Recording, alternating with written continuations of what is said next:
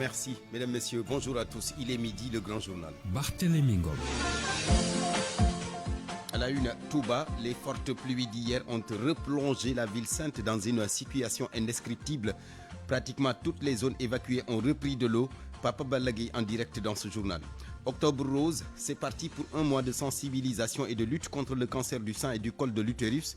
Le cancer pas facile à soigner, les prestations coûtent cher. Famadion s'est entretenu avec une patiente. Vous suivrez les confidences poignantes. Le QSEMS en eau trouble ces derniers jours, réunion d'urgence hier à l'issue de laquelle tous les dissidents ont été suspendus jusqu'au prochain congrès. Motif, défiance et rébellion, les concernés parlent d'une décision nulle et non avenue. La rentrée des classes, c'est dans une semaine. Les élèves reprennent le chemin de l'école mercredi prochain. Pour les enseignants, c'est lundi. Le casse-tête des inscriptions et des fournitures, reportage à suivre. Reddition des comptes, plusieurs ministres ou directeurs généraux sous le régime de Macky Sall visés ou qui pourraient être visés par des poursuites se trouvent actuellement à l'étranger. Y a-t-il possibilité de les faire revenir au Sénégal? Des juristes à qui nous avons donné la parole évoquent les éventuels blocages en cas de demande d'extradition. Georges Déthié pour les actualités internationales et la revue de la presse. Le sport Malal Diagne Junior, point de vue sur le pacte de stabilité sociale. Quelle évaluation 5 mois après et quelle perspective? Élément de réponse avec nos deux intervenants en fin de journal. Bienvenue à tous.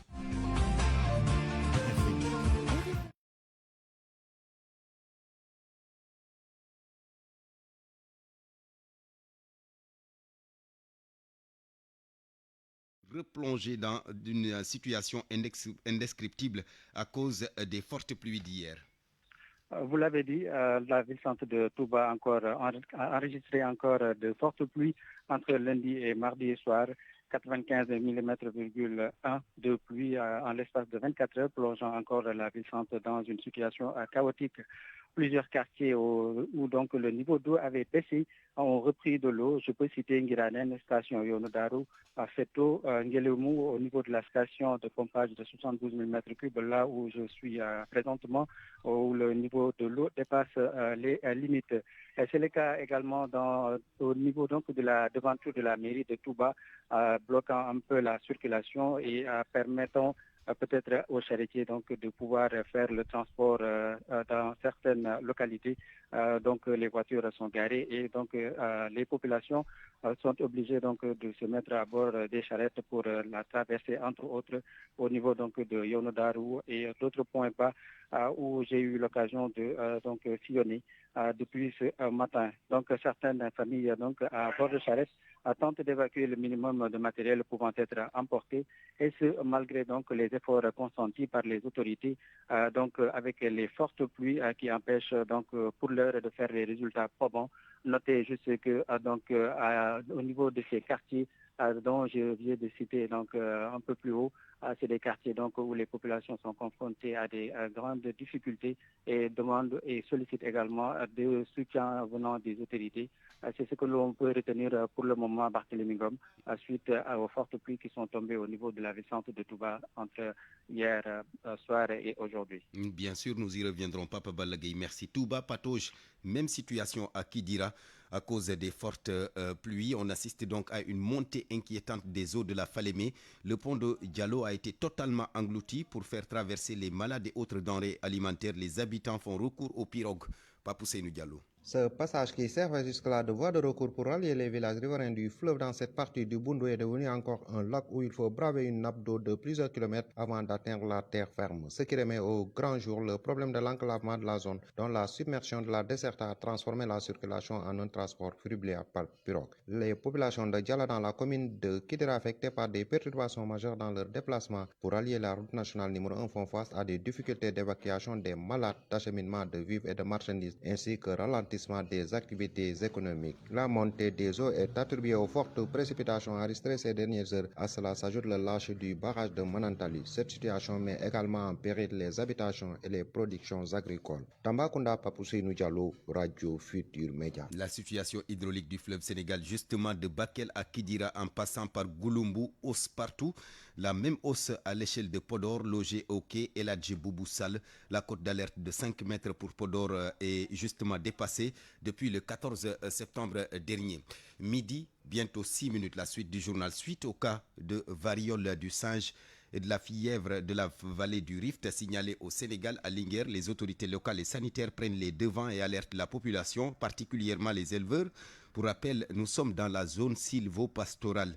Nous le savons tous, le Mpox et tout comme la fièvre de la vallée du Rift sont des maladies d'origine animale. Un message porté par le maire Ali Ngouille Ndiaye et le docteur Mamadou Thioro Mbaye, directeur du centre de santé Gaspard Camara de Dakar. Baye Assane Diaw. Docteur Mamadou Thioro Mbaye, directeur du centre de santé Gaspard Camara de Dakar, par ailleurs natif de Linguère, lance une alerte à l'endroit de ses parents éleveurs sur l'apparition de la variole du singe, mais surtout de la fièvre de la vallée du Rift. Aujourd'hui, nous sommes dans un contexte sanitaire particulier, avec l'apparition de deux maladies émergentes telles que le Mpox qui est là, mais également la fièvre de la vallée du Rift qui sévit au niveau de Saint-Louis. Linguère, c'est une zone sylvo-pastorale. La fièvre de la vallée du Rift, c'est une zone qui se transmet de l'animal à la personne. Donc, ce serait important en tout cas d'envoyer ces messages à l'ensemble des éleveurs, mais à l'ensemble en tout cas des populations qui s'activent autour des bétails, de prendre toutes les précautions nécessaires par rapport à cette maladie. Le maire de Linguère, Ali Ngouille Ndiaye, lui aussi en appelle à la vigilance. Nous sommes presque à la fin du mois de septembre. Cette année, il a beaucoup plu. Je pense que déjà, c'est une bonne initiative, mais au-delà de ça, il faut qu'on fasse attention parce qu'il y a certainement le palu qui approche, parce que nous avons également connu ces problèmes et je suppose que les populations ne vont pas attendre d'être au lit pour aller dans le district. J'exhorte les populations et également nous allons voir au niveau de la commune qu'est-ce qu'on peut faire pour accompagner dans cette période-là où il y a non seulement cette maladie, mais nous avons vu également au Sénégal 2 épidémies qui se sont signalées. Là aussi, il faut qu'on attire l'attention des populations pour qu'elles soient assez prudentes par rapport à ça. Des déclarations faites en marge d'une journée de circoncision initiée par le docteur Mamadou Thioro Mbaye pour la 2e édition. Baye Assane Diaw, Linguère, Radio Futur Média. Octobre rose, c'est parti pour un mois de sensibilisation et de lutte contre le cancer du sein et du col de l'utérus. Le cancer, vous le savez, pas facile à soigner. Les prestations coûtent excessivement cher. Fama Dione s'est entretenue avec une malade en rémission. De la découverte de la maladie à la prise en charge jusqu'au stade de rémission, elle revient sur ces étapes avec des témoignages glaçants. Nous sommes en 2020. Sous la douche, Bijou Seydi sent une boule au niveau de son sein gauche. L'autopalpation faite, Bijou décide de se rendre le lendemain à l'hôpital. Et là, la nouvelle tombe. La quadragénaire est atteinte de cancer. J'ai consulté un médecin. C'est en ce moment-là que j'ai fait une biopsie. J'ai su que je suis atteinte du cancer du sein. Après l'annonce, Bijou respire un grand coup et prend la nouvelle avec philosophie. La difficulté, comment le dire aux membres de sa famille? Je suis rentrée de l'hôpital. J'ai appelé ma soeur parce que je vivais avec ma soeur qui vit avec son mari. En ce moment-là, ma mère était là. Donc, je les ai appelés et je les ai annoncé la nouvelle. Et comment ils ont réagi? Non. Ma maman, c'était autre chose. Votre maman pleurait? Elle a beaucoup pleuré ce jour-là. Elle croyait que j'allais mourir. Le nom de cancer, c'est un peu lourd, tu sais. Et c'est parti pour des va-et-vient entre l'hôpital Aristide Le Dantec où elle se traitait et son domicile, situé à Liberté 6. Une fois par semaine, des fois, tous les 21 jours. C'est en ce moment-là que j'ai arrêté le travail. Je ne pouvais pas avec la chimio. J'ai arrêté le travail parce que j'étais superviseur dans une société de nettoiement. 5 ans après l'annonce de sa maladie, Bijou continue son traitement. En phase de rémission, elle a repris ses activités et incite les femmes à lutter contre le cancer, une maladie sournoise qui fait beaucoup de victimes. Je lance un message à mes collègues femmes de se battre contre le cancer. Vous êtes convaincue qu'elles peuvent le combattre? Bien sûr. C'est possible de combattre le cancer. Merci beaucoup Fama Dione. La journée internationale des personnes âgées célébrée ce 1er octobre également, des organisations pointent du doigt les insuffisances dans la prise en charge sociale et sanitaire des aînés du Sénégal. Elles alertent sur les difficultés persistantes. Seydou Nourouba. Les personnes âgées, notamment celles engagées dans la protection, tirent la sonnette d'alarme sur la précarité que vivent les personnes âgées au Sénégal. Pour Mame Biram Faye, président du Conseil national des aînés du Sénégal, la priorité demeure l'adoption et l'application effective de la loi sociale qui leur est destinée. Sans lui, sans un cadre juridique opérationnel, les droits des personnes âgées continueront d'être négligés. Et aujourd'hui, notre seule revendication, je voulais dire, notre seul plaidoyer tourne autour de la loi sociale qui assure la promotion et la protection des personnes âgées. Dans cette loi-là, il y a 3 décrets d'application et un arrêté sénatorial. Ça a été validé techniquement, il ne reste que la validation politique.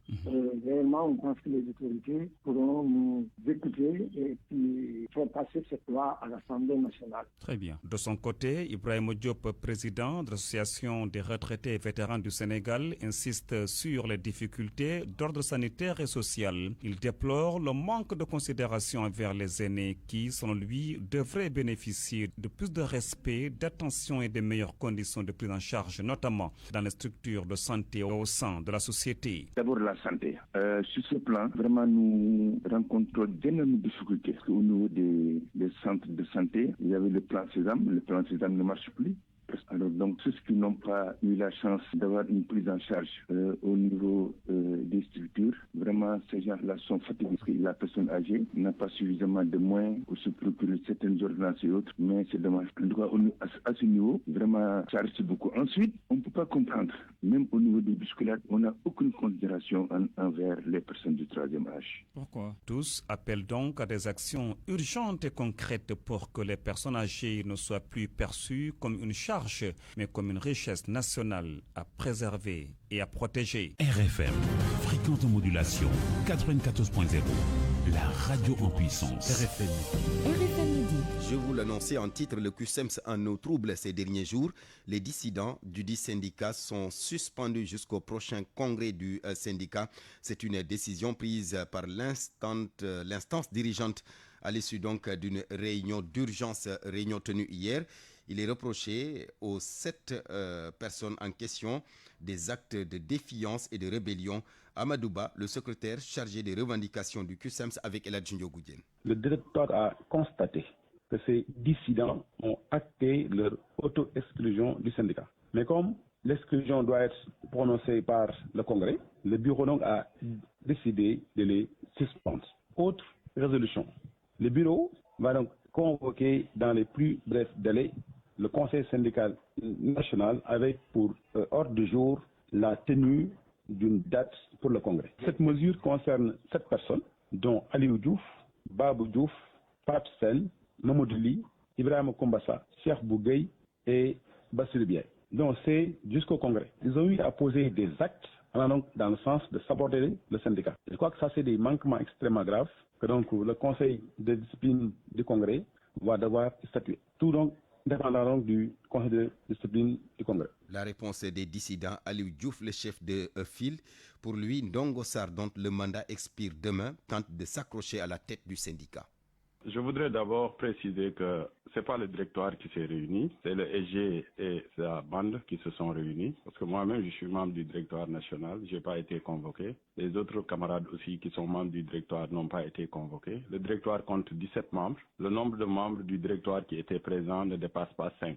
Donc à partir de ce moment, cette instance ne peut même pas délibérer parce qu'elle n'a pas le quorum. Donc il est allé prendre des gens qui sont à Guédiawaye, qui sont à Pikine, qui sont à Rufisque pour les mettre dans la salle et appeler ça un directoire. Je pense que lui, comme d'habitude, il a foulé complètement au pied les règles, il a perdu complètement la raison et c'est juste parce que son mandat se termine demain, le 2 octobre, il a été élu le 2 octobre 2022. Le 2 octobre 2025, son mandat est terminé, qu'il accepte la réalité des choses et qu'il cède le fauteuil de façon démocratique et transparente. Je crois que c'est mieux que de chercher à s'accrocher et à inventer des choses. Donc le directoire n'a pas cette compétence-là. Et le directoire, ce qu'il appelle directoire, c'est loin d'être un directoire parce que sur 17 membres, le nombre de présidents, je le rappelle, ne dépassait pas 5 personnes. Lui-même, il ne peut plus suspendre quelqu'un. Son mandat lui reste un jour. C'est demain, le 2 octobre, que son mandat se termine. Donc, je ne vois pas comment il peut convoquer une quelconque instance. Il n'a plus ni la légalité, ni la légitimité d'agir ou de parler au nom du syndicat. Il devrait céder le fauteuil. Un nouveau secrétaire général a été élu, qu'il l'accepte. C'est la volonté divine. Et puis, on passe à autre chose.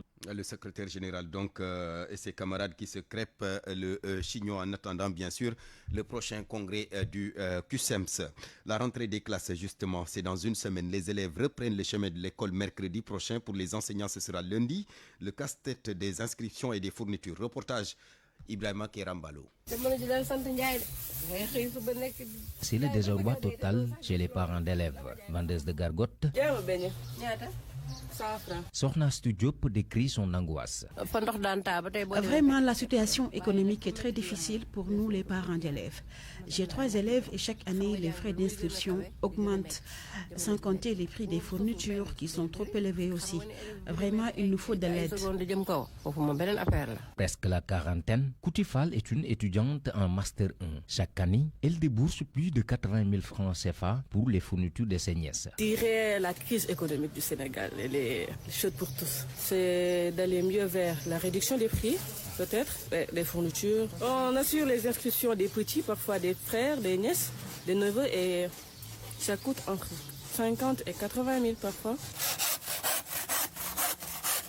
Ici, nous sommes dans un atelier de menuiserie. Le propriétaire, sous couvert de l'anonymat, juge la situation économique très tendue.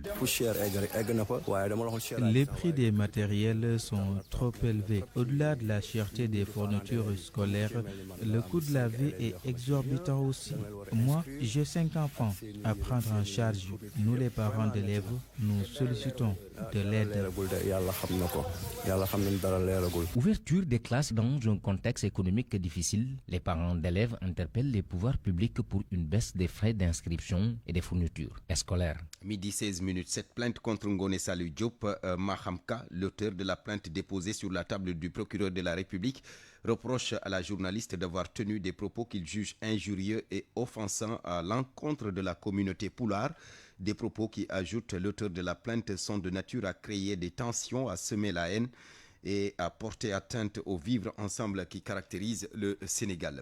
Pape Mahawa Diouf, toujours en garde à vue, le porte-parole adjoint de l'Alliance pour la République, est retourné à la division spéciale de la cybersécurité ce matin. Le responsable de l'ancien parti au pouvoir est poursuivi pour diffamation et diffusion de fausses nouvelles. Cela fait suite à une plainte du directeur général de l'ASER. Reddition des comptes d'anciens ministres ou directeurs généraux sous le régime de Macky Sall visés ou qui pourraient être visés par des poursuites judiciaires se trouvent actuellement à l'étranger. C'est le cas de Mamba Niang, Doudouka ou encore Moussa Bokar Thiam. Quelles sont les procédures pour les extrader ou encore quels sont les éventuels blocages en cas de demande d'extradition? La réponse avec des juristes dans ce sujet réalisé par Nafissa Toussila. Les faire revenir, c'est toujours possible dans le cadre d'une information. S'ils sont poursuivis pour ces faits, ils peuvent faire l'objet d'une extradition. Mais faudrait-il qu'il n'y ait aucun obstacle, que le pays d'accueil coopère et qu'il soit en phase avec le pays requérant, souligne le juriste Ibrahim Malik Tchoun. Mais l'extradition, dans ce cas-là, c'est une décision prise par le pays et qui est soumise à des conditions du pays où il se situe. Si la personne poursuivie se trouve en France, le Sénégal peut requérir donc la France d'extrader ces personnes-là pour un certain nombre d'infractions. Mais ça suppose un certain nombre de conditions. Il faut qu'il y ait une double incrimination. Il faut que les faits pour lesquels les personnes sont poursuivies au Sénégal soient incriminés en France. Qu'il y ait une demande introduite au niveau diplomatique qui est transmise par voie diplomatique et accompagnée d'un mandat d'arrêt ou du jugement ou de l'acte d'accusation. Ça, c'est le ministère des Affaires étrangères et de la Justice qui interviennent comme premier filtre politique. Mais attention, après avoir enclenché la phase judiciaire, le mis en cause ne doit pas cependant être un binational. Et le Sénégal, généralement, n'extrade pas ses nationaux. Donc, on peut avoir une difficulté si,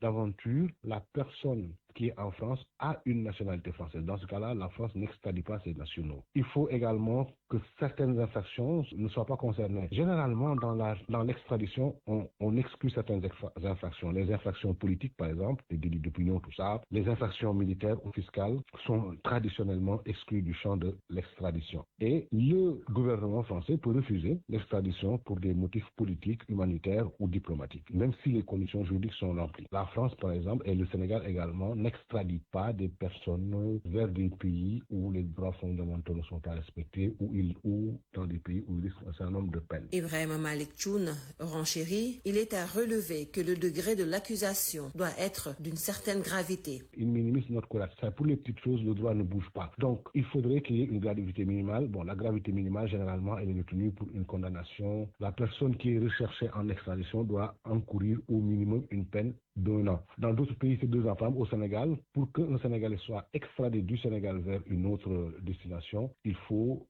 une peine minimale de 2 ans. Fait à noter, de nombreux directeurs généraux et d'anciens ministres de l'Ancien Régime bénéficient d'une double nationalité, ce qu'on pour parer à toute éventualité de poursuite judiciaire à l'échelle internationale. Cette bataille pour la reconquête de la région de Matam, les responsables du parti au pouvoir, le PASTEF sur le terrain, 72 heures de mobilisation sociale, une campagne de séduction pour prendre le dessus sur les marrons beiges. Ali Bandelian.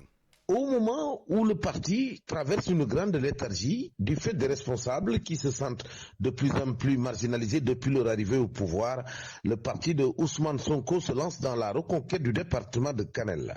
Au-delà des actions sociales et des différentes tournées de terrain, dans la commune de Sinthiou-Bamambé-Banadji, les responsables de PASTEF viennent d'organiser 72 heures de mobilisation. Mais pour réussir cette reconquête de Matam, les partisans de Ousmane Sonko livrent la recette. Monsieur Abdoulwahab Diallo, de la commune de Sinthiou-Bamambé-Banadji. Nous nous activons pour inverser cette tendance. C'est pourquoi nous organisons ces journées, donc pour rendre le PASTEF visible dans le territoire. Ce que nous attendons de Ousmane Sonko, c'est la reconnaissance. Le Fouta a ses spécificités. Il sache qu'on doit intégrer ces spécificités-là pour qu'on puisse faire adhérer le maximum de personnes. Porté par le secrétaire d'État Alpha Ba, le PASTEF est bien en train d'étendre ses tentacules dans toutes les communes du département de Kanel. Bokar Issa Ndiaye, membre des cadres de PASTEF. L'implantation de PASTEF dans le département de Kanel laisse à désirer, si bien qu'au moment des élections, il y a eu des adhérents. On a essayé de faire de la massification, raison pour laquelle au niveau des 12 communes, il y a eu une implantation de massif parce que les coordinateurs ne cessent de faire l'impossible pour faire adhérer au projet de PASTEF. Oui, avec le soutien de nos autorités locales, le docteur Alpha Ba, Mohamedou Samba Djim, dit Hannibal Djim, cela montre que les autorités que nous reconnaissons sont vraiment des dignes fils pour que PASTEF dans le département de Kanel. À l'image de l'ancien directeur général des douanes sénégalaises, les responsables de PASTEF du département de Kanel comptent tout mettre en œuvre pour renverser la tendance dans cette zone où le parti de Ousmane Sonko n'a jamais gagné une seule commune. Matam, Ali Bandelian, RFM. Et puis cette conférence de presse à présent des habitants du quartier Tchofak Nord de Kaolack, plusieurs doléances relatives à un manque d'infrastructures routières, d'eau potable, d'assainissement posées sur la table et qui aujourd'hui suscite une indignation de tout un quartier. Les habitants dénoncent un mépris et un manque de considération de la part des autorités. Fatoumo. Les habitants de Tchofak Nord sont de plus en plus préoccupés par l'insécurité grandissante qui les menace, attribuée au manque d'éclairage public. Diata est le trésorier de l'association de Kodor Djamakogan. Ici, il n'y a pas de sécurité parce qu'il y a un problème d'éclairage. Parce que plusieurs ruelles n'ont pas d'électrification. De ce fait, la police n'est jamais venue ici pour faire une patrouille en tant qu'un quartier qui fait partie de Kaolack. En outre, l'absence d'eau courante et d'assainissement aggrave la situation, suscitant ainsi des inquiétudes parmi les habitants. Ils ont installé un tuyau, je crois que ça ne fait même pas 50 mètres. Pour avoir de l'eau, j'ai des problèmes de difficulté. La route principale qui est là est inondée pendant l'hivernage. L'autre est inondée. Pour arriver dans notre quartier, il faut faire tout le quartier, trouver des petits ruelles, aller au travail ou bien faire autre chose. Déclarant être ignorés par les autorités locales, notamment le maire, les habitants affirment que leur quartier est effacé de la carte de la commune, d'où l'interpellation des responsables. Au maire, au gouverneur, aux autorités de venir nous aider sur ce problème-là. Il faut qu'ils viennent eux-mêmes pour voir les difficultés que nous rencontrons. En proie à de nombreux obstacles, Tchofak Nord manque également de routes praticables, ce qui préoccupe profondément les résidents, notamment les femmes qui n'hésitent pas à investir les rues pour alerter sur cette situation. Au moins, s'ils ne font pas de route, au moins ils viennent de faire de latérite, au moins pour que les bus puissent venir jusque-là. Fatoumbo Kaolack, Radio Futur Média. RFM. L'actualité internationale. Avec Georges Déthié-Diop. Bonjour Georges. Bonjour Barthélémy. En Côte d'Ivoire d'abord, 2 proches de Laurent Gbagbo inculpés puis placés sous mandat de dépôt. Blaise Lasmenestor Daï, cadre du PPACI, sont poursuivis pour atteinte à la sûreté de l'État, appel à l'insurrection et trouble à l'ordre public. Cela après le rejet de la candidature de Laurent Gbagbo à la présidentielle d'octobre. L'opposition dénonce une instrumentalisation de la justice. Une marche est prévue dans les prochains jours pour réclamer des élections inclusives et transparentes.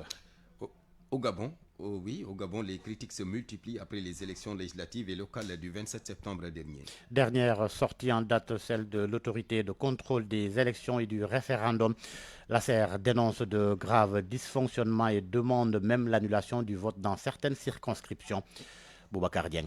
L'ACER, organe public chargé de superviser le processus électoral, pointe du doigt le ministère de l'Intérieur. Dans une déclaration rendue publique hier mardi, son président Wenceslas Mambundu évoque l'absence de bulletins de vote pour certains candidats, le manque de listes d'émargement ou encore des isoloirs non conformes. À cela s'ajoutent des retards importants dans l'ouverture de plusieurs bureaux et des comportements jugés inciviques de certains candidats et militants. L'institution ne s'arrête pas là. Elle accuse aussi des commissaires électoraux d'avoir abusé des procurations pour fausser la sécurité du scrutin. Ces derniers pourraient être poursuivis en justice. Conséquence, l'ACER réclame la reprise du vote dans une dizaine de circonscriptions, y compris à l'étranger, en France, où des urnes ont été saccagées. Une position qui vient renforcer les accusations d'opposants dénonçant des fraudes massives au profit du parti présidentiel, l'Union démocratique des bâtisseurs. Le parti du président Brice Clotaire Oligui Nguema est arrivé en tête du premier tour des législatives. Selon les résultats provisoires, l'Union démocratique des bâtisseurs a remporté 55 sièges sur 145, loin devant le parti démocratique gabonais d'Ali Bongo qui n'en obtient que 3. Un second tour aura lieu le 11 octobre dans 77 circonscriptions avant la validation définitive des résultats par la Cour constitutionnelle. En République démocratique du Congo, l'ancien président Joseph Kabila a été condamné à mort hier par contumace. La justice militaire l'a reconnu coupable de trahison et de crimes de guerre, l'accusant de complicité avec la rébellion du M23 soutenue par le Rwanda. Au pouvoir de 2001 à 2019, Kabila avait quitté le pays. En 2023, son arrestation paraît peu probable, même si le moratoire sur la peine capitale a été levé l'année dernière. À Madagascar, la colère populaire ne faiblit pas malgré la dissolution du gouvernement par le président Andry Rajoelina. Des milliers de manifestants sont descendus hier dans les rues d'Antananarivo pour réclamer cette fois-ci la démission pure et simple du chef d'État. Il est accusé de ne pas répondre aux crises sociales marquées par les coupures d'électricité et d'eau. Un mouvement mené en grande partie par la jeunesse qui promet de maintenir la pression jusqu'au départ du président. Les États-Unis qui entrent à nouveau en shutdown. Faute d'accord budgétaire entre républicains et démocrates, une partie de l'administration fédérale est paralysée. Une situation à haut risque politique et économique que Donald Trump dit vouloir exploiter. Seydou Nourouba. L'administration fédérale est partiellement paralysée depuis ce mercredi, faute d'accord au Congrès sur le budget. Le pays est entré en période de shutdown. Une première depuis 7 ans. Concrètement, près de 750 000 fonctionnaires sont placés en chômage technique et plusieurs services publics risquent de tourner au ralenti. Les parcs nationaux ferment, des aides sociales sont suspendues et le trafic aérien pourrait être perturbé. Ce blocage est le résultat d'un bras de fer entre républicains et démocrates. Les premiers majoritaires au Congrès veulent prolonger le budget actuel sans concession, tandis que l'opposition exige le rétablissement de milliards de dollars de dépenses sociales supprimées par l'administration Trump. Le président américain adopte une posture offensive. Donald Trump assure que de bonnes choses peuvent sortir d'un shutdown, sous-entendant ainsi qu'il pourrait profiter de la paralysie pour intensifier le limogeage de milliers de fonctionnaires fédéraux. Les démocrates dénoncent une stratégie irresponsable. Le chef de file de l'opposition au Sénat estime que ce blocage pèse directement sur les ménages américains déjà frappés par la hausse des prix de l'énergie, de la santé et de l'alimentation. Sur le plan économique, chaque semaine de shutdown pourrait coûter 0,2 points de croissance au PIB américain. Un scénario à haut risque alors même que Wall Street paradoxalement, vient d'enregistrer un nouveau record. Merci Seydou Nourouba. Barthélémy, c'est cet élément qui met en terme à cette page internationale. Merci beaucoup, Georges Détchédio. Parole aux auditeurs. L'actualité, qu'en pensez-vous? Moi, je pense que vous devrez. Réagissez dans nos éditions d'information sur l'actualité. Bonjour. Du lundi au vendredi, vous avez la parole sur RFM. Point de vue, le débat tout à l'heure sur le pacte de stabilité sociale. Quelle évaluation 5 mois après et quelle perspective? Élément de réponse avec nos deux intervenants tout à l'heure. Nous serons avec Cheikh Diop, le secrétaire général de la CNTS-FC, et Mamadou Lamine Dianté, le président du Haut Conseil du dialogue social.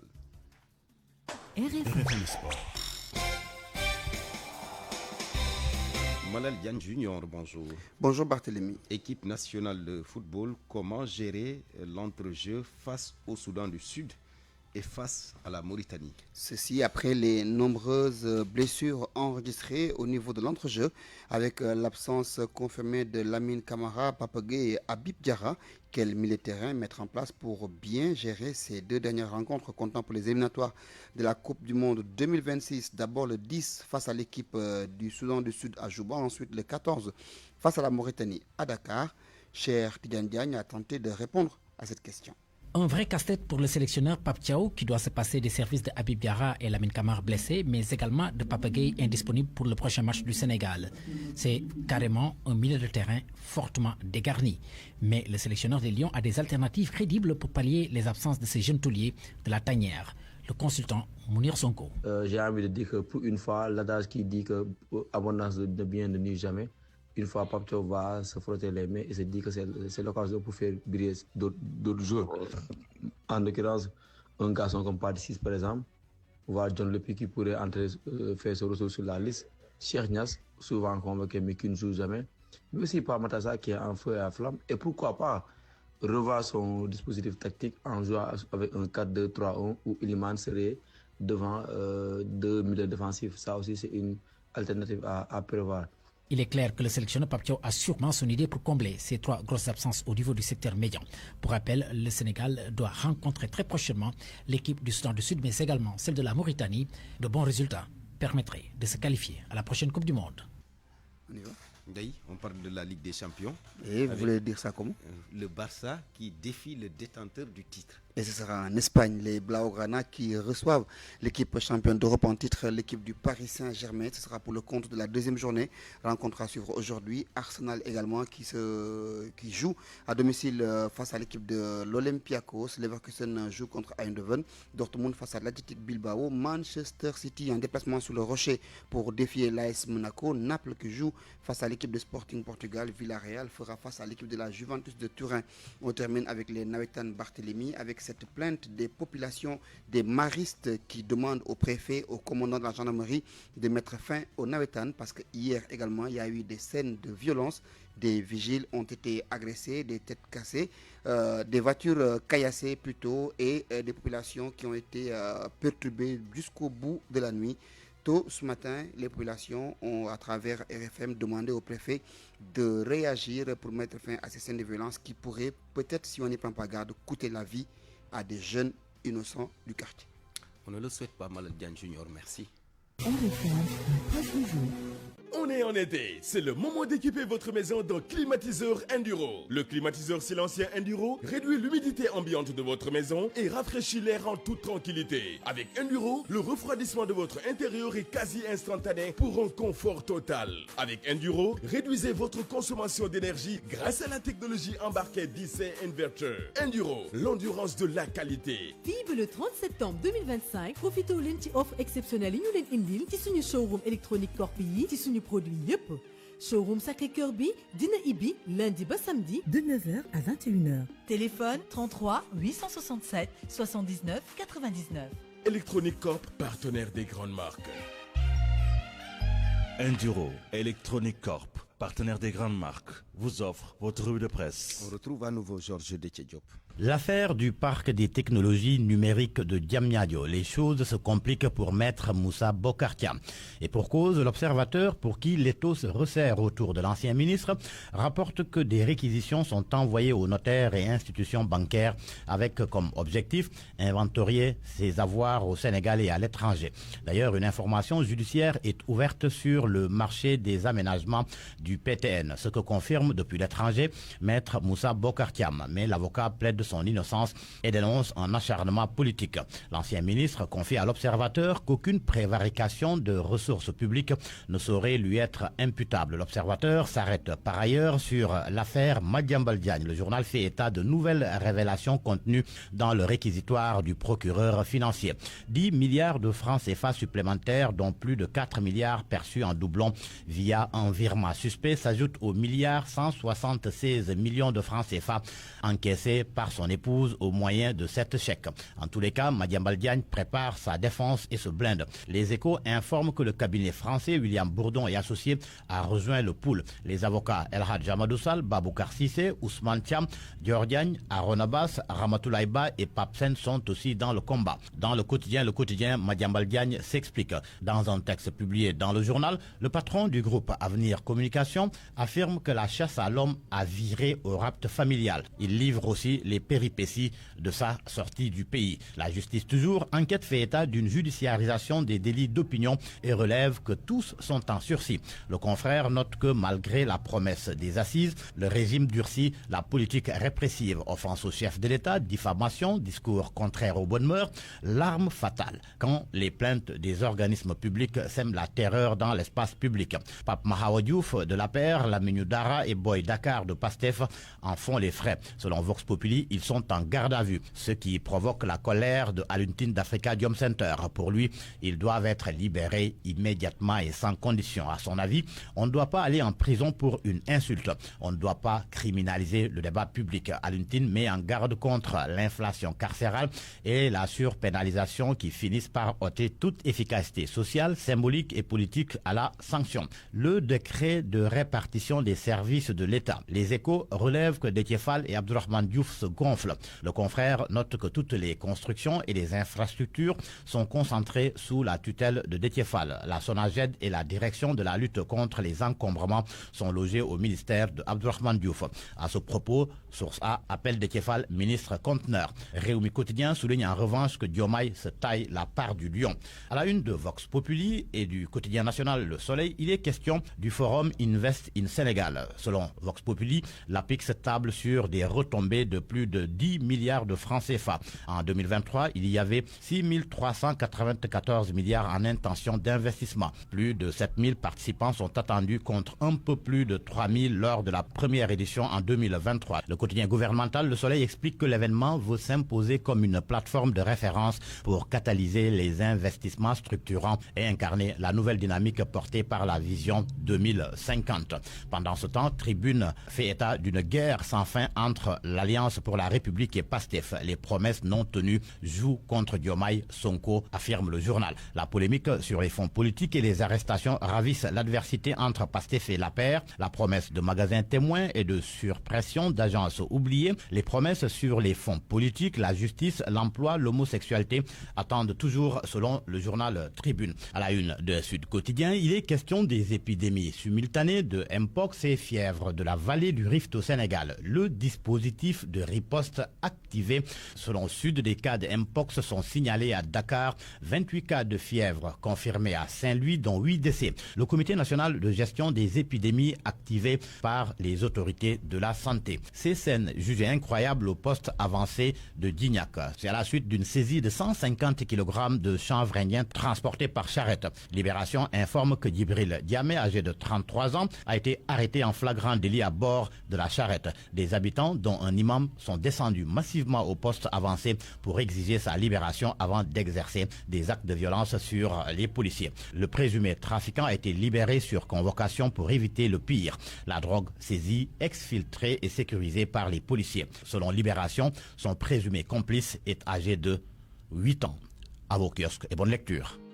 On est en été, c'est le moment d'équiper votre maison d'un climatiseur Enduro. Le climatiseur silencieux Enduro réduit l'humidité ambiante de votre maison et rafraîchit l'air en toute tranquillité. Avec Enduro, le refroidissement de votre intérieur est quasi instantané pour un confort total. Avec Enduro, réduisez votre consommation d'énergie grâce à la technologie embarquée d'IC Inverter. Enduro, l'endurance de la qualité. Fibre le 30 septembre 2025, profitez au lundi offre exceptionnelle yi ñu leen indil ci suñu showroom électronique Corp yi ci suñu produit yépp. Showroom Sacré-Cœur bi dina ibi lundi ba samedi de 9h à 21h. Téléphone 33 867 79 99. Electronic Corp, partenaire des grandes marques. Enduro et Electronic Corp, partenaires des grandes marques, vous ont offert votre revue de presse. Parole aux auditeurs. L'actualité, qu'en pensez-vous ? À 12h39, point de vue sur le pacte de stabilité sociale. Quelle évaluation 5 mois après et quelle perspective? Pour en parler, nous sommes avec Cheikh Diop. Monsieur Diop, bonjour. Cheikh Diop, bonjour. Il n'est pas en ligne, notre deuxième intervenant, en attendant de retrouver Cheikh Diop. Mamadou Lamine Dianté. Monsieur Dianté, bonjour.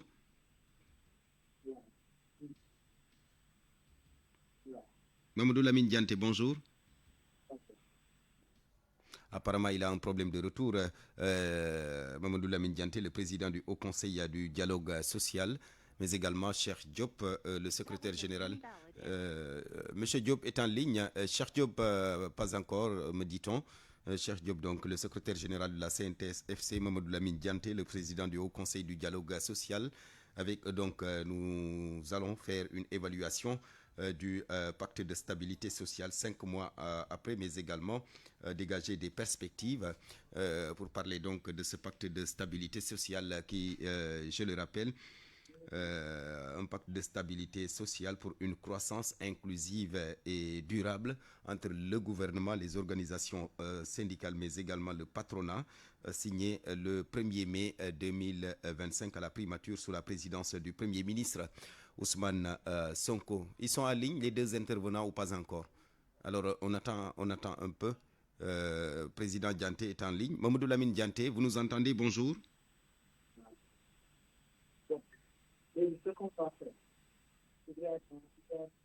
Allô, Mamadou Lamine Dianté?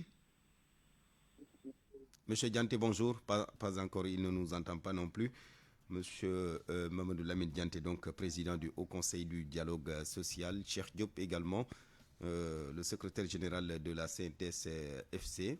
On sait que les centrales syndicales ont récemment, c'était le 15 septembre dernier d'ailleurs, organisé une conférence de presse pour annoncer un plan d'action national, une grève des sit-in, des dépôts de préavis de grève pour dénoncer un peu l'attitude du gouvernement, donc qui n'aurait pas respecté ses engagements dans le cadre de ce pacte national de stabilité sociale pour une croissance inclusive et durable.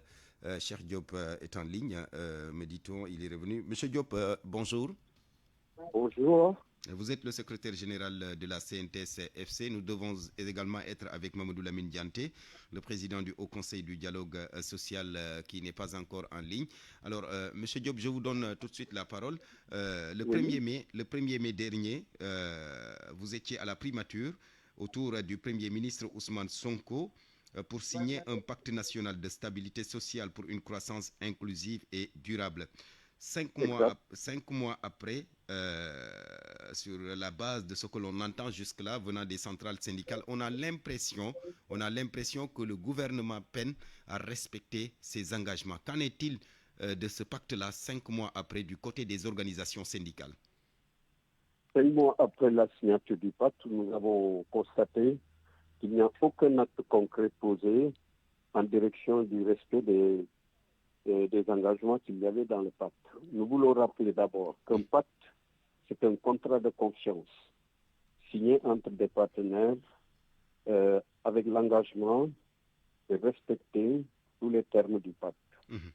Aujourd'hui, nous avons constaté que les premiers actes qui devraient être posés ne l'ont pas été. Parce que dans le pacte, il était retenu que les secteurs comme l'éducation, la santé, devraient poursuivre leurs négociations parallèlement et rendre compte régulièrement aux autorités signataires du pacte. Nous avons constaté que ça n'a pas été le cas. Mais la question je disais tantôt qu'un pacte, c'est un accord de confiance. Et ça, c'est le plus important. Il était retenu que des consultations allaient être menées à chaque fois que des besoins. Je voudrais citer le cas le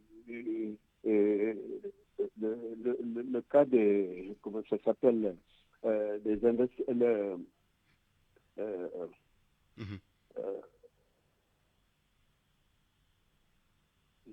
le dossier qui a été déjà voté à l'Assemblée nationale sur l'investissement.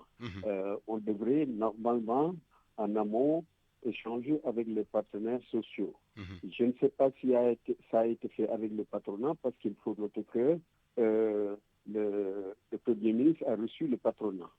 Mais les organisations syndicales n'ont pas encore été reçues. Donc, ce document sur l'investissement au Sénégal, on devrait en parler avant que ça ne soit voté à l'Assemblée. Tout comme d'ailleurs, tout ce qui concerne le monde du travail, tout ce qui concerne directement l'économie, il était retenu qu'il y ait des échanges avec les partenaires sociaux pour qu'on soit au même niveau d'information. Ceci est extrêmement important. Pour le cas des licenciés, parce que c'est le cas le plus douloureux, on avait retenu au niveau du pacte qu'il y aurait une évaluation, que l'administration du travail devrait nous faire la situation de tous ces cas de licenciement dans les services publics et dans les établissements parapublics. Et nous avions retenu de revoir certains cas, parce que dans ce lot, il y a à manger et à boire. Il y a des contrats à durée déterminée qui sont arrivés à terme. Il y a des licenciements jugés abusifs. Il y a également un peu de tout dans ce dossier. Donc, on avait demandé d'y voir plus clair. Mais à l'arrivée, 5 mois après, vous vous rendez compte que le gouvernement n'a rien fait. Le gouvernement n'a posé aucun acte concret dans le sens de respect des engagements consignés dans le pacte.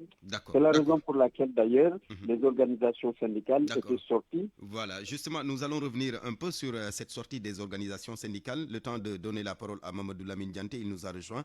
Monsieur Dianté, bonjour. Bonjour, Barthélémy. Merci, président du Haut Conseil du dialogue social.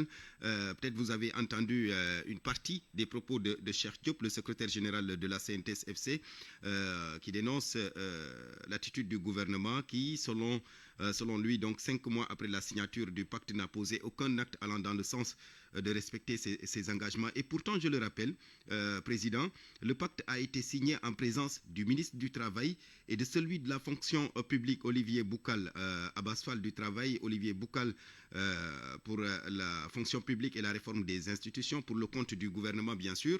Alors, vous tenez le même discours. Qu'est-ce qui a été fait jusque-là, 5 mois après cette signature? Oui, je vous permettez d'abord de saluer le secrétaire général Cheikh Diop, de saluer également vos auditeurs et vos auditrices.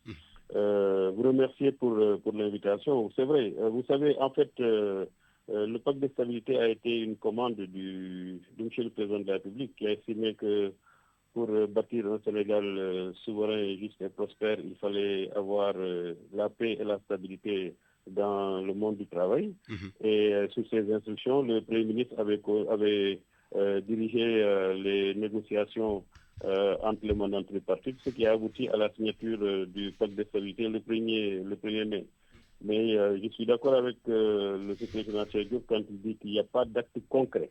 C'est-à-dire qu'il ne faut pas dire que le gouvernement n'a rien fait, mais il n'y a pas d'acte concret par rapport à la mise en œuvre. Parce qu'après avoir présenté le pacte de stabilité à M. le Président de la République le 1er mai même, il avait donné des instructions pour qu'on élabore un plan d'action de mise en œuvre des engagements. Ce qui a été fait. Et après le dépôt de ce plan d'action de mise en œuvre pour validation, évidemment, on a suivi le Conseil des ministres du 4 juin, Conseil des ministres au cours duquel des décisions importantes ont été prises concernant le monde du travail, parce que nous avons suivi monsieur le Premier ministre, je crois, qui demandait à ce qu'on finalise le décret sur les décisionnaires, mais également qu'on fasse le listing de l'ensemble des engagements du gouvernement qui devraient être pris en charge par la loi de finances rectificative.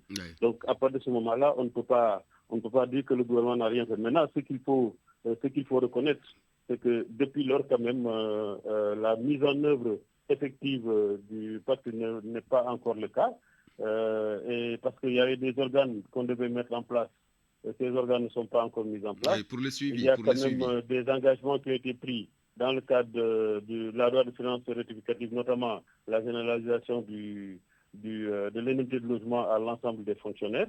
Mais bon, je crois que ce qui est important, si le gouvernement est confronté à des difficultés, notamment la situation financière de l'État, il convient quand même de tout faire pour que le fil du dialogue ne soit pas rompu, pour que, évidemment, on donne encore de la chance à cette pacte de stabilité pour une pacification des relations professionnelles pendant les 3 prochaines années. Voilà, merci Mamadou Lamine Dianté. Je reviens à vous tout à l'heure. Cheikh Diop, vous l'avez dit tout à l'heure, les organisations syndicales ont récemment tenu une rencontre pour alerter, annoncer même un plan d'action national, notamment une journée nationale d'action, sitting, marche, dépôt de préavis. Vous reprenez la lutte, c'est ça? Alors, oui. Disons qu'après la conférence, quand même, il y a le ministre du Travail qui a réagi promptement pour rencontrer une délégation du Front de la défense du travail. Donc, après ces échanges, je crois que le gouvernement a pris bonne note des retards qu'il y a eu dans le pacte, parce que nous, organisations syndicales, nous vivons sur le concret. Pour l'instant, dans la mise en œuvre, dans le plan d'action, rien n'est encore fait. Donc c'est juste le plan d'action est resté jusque-là à l'État annonce. À l'État, il n'y a même pas une rencontre formelle pour discuter de la mise en œuvre. Oui, il n'y en a pas. Mais le pire, c'est que nous avons constaté que le gouvernement, par rapport aux engagements qu'il avait été pris, de consulter régulièrement les organisations syndicales sur des questions qui concernent l'économie, qui concernent le monde du travail. Ça n'a pas été le cas parce que le Code des investissements, on aurait dû quand même en amont échanger avec nous, mettre à niveau notre information sur cette question avant que ça n'atterrisse à l'Assemblée. Ça n'a pas été le cas. Donc aujourd'hui, en tout cas, au total, les organisations syndicales constatent que le pacte ne pose aucun acte concret vers les engagements qui avaient été pris. On sent la volonté, mais la volonté ne suffit pas. Il faudrait qu'on concrétise pour que le pacte puisse avancer véritablement dans la confiance des partenaires signataires. Merci beaucoup, Cheikh Diop, secrétaire général de la CNTS-FC. On vous retrouve dans le 13h. Mamadou Lamine Dianté, je termine avec vous. Vous l'avez annoncé tout à l'heure, puisque lorsque les centrales syndicales ont brandi la menace, eh bien, le Premier ministre avait sorti une note adressée à l'ensemble de ses ministres pour leur intimer l'ordre d'accélérer la mise en œuvre justement des engagements de l'État. Est-ce qu'on peut dire par là que le Premier ministre, c'est vrai que les centrales syndicales soutiennent que le gouvernement n'a posé aucun acte allant dans le sens de matérialiser ses engagements? Est-ce qu'on peut dire qu'à travers cette note, que le Premier ministre est sur une dynamique de respecter les engagements du gouvernement? Oui, en fait, si on veut faire cette coïncidence-là, je crois que c'est déjà un signe que le gouvernement est dans de bonnes dispositions pour respecter ses engagements. Je vais parler il y a des décisions qui ont été prises lors du Conseil des ministres du 4 juin, mais toujours est-il que le secrétaire général Cheikh Diop lui-même reconnaît qu'il y a de la volonté. Maintenant, je crois que ce qu'il faut, c'est maintenir le la volonté est là, mais 5 mois après, quand même, on ne peut pas tout le temps rester sur cette même volonté. Il faut qu'il y ait des actes concrets. Oui, mais vous savez, le Haut Conseil de dialogue social est le fruit de la volonté des mandats tripartites de mettre en place un dispositif de dialogue social. Aujourd'hui, ce Haut Conseil de dialogue social existe. Il s'est réuni lors de sa 40e assemblée plénière, avant même la sortie des centrales. Nous avons fait l'évaluation du climat social. Au sortir de cette 40e assemblée plénière, le président du Haut Conseil de dialogue social a pris sa plume pour écrire aux autorités, écrire au gouvernement sur la situation du climat social et les recommandations qu'il a formulées pour qu'on puisse réagir rapidement. Nous également, on peut penser que ce sont nos recommandations qui ont amené le Premier ministre à sortir. Donc je pense qu'aujourd'hui, ce qui est important, c'est de comprendre la dynamique qui existe aujourd'hui dans ce pays-là, c'est de comprendre les enjeux du monde du travail, et ensemble qu'on continue à rester autour de la table de négociation pour apporter les solutions aux préoccupations des uns et des autres. Le patronat aujourd'hui croupit sous le poids de la dette intérieure. Le président, tout comme le gouvernement, ont pris des engagements pour aller dans le sens de satisfaire, de faire face à cette dette intérieure pour permettre la relance de l'économie. Il y a beaucoup d'urgence dans ce pays-là, mais toujours est-il que les gens ne peuvent pas simplement se suffire a des intentions, il faudrait que le dialogue soit permanent entre les acteurs et qu'on repositionne le Haut Conseil du dialogue social dans le dispositif de mise en œuvre du pacte social et non seulement, pas seulement dans le suivi évaluation, mais dans le dispositif de mise en œuvre du pacte de stabilité, parce que sa position à équidistance aujourd'hui lui permet de pouvoir interpeller les uns et les autres par rapport aux engagements auxquels ils ont librement souscrit. Merci beaucoup Mamadou Lamine Dianté, le président du Haut Conseil du dialogue social. Merci pour la disponibilité. Merci également Cheikh Diop pour cette disponibilité. Cheikh Diop, le secrétaire général de la CNTS-FC. Mesdames, Messieurs, merci à vous. C'était le midi, présenté par Barthélémy Gom, mise en onde Aliouba, réalisation Eladji Ndiogou Diène. Il sera là dans moins de 5 minutes pour le 13h. Bonne suite de programme sur la radio Futur Média.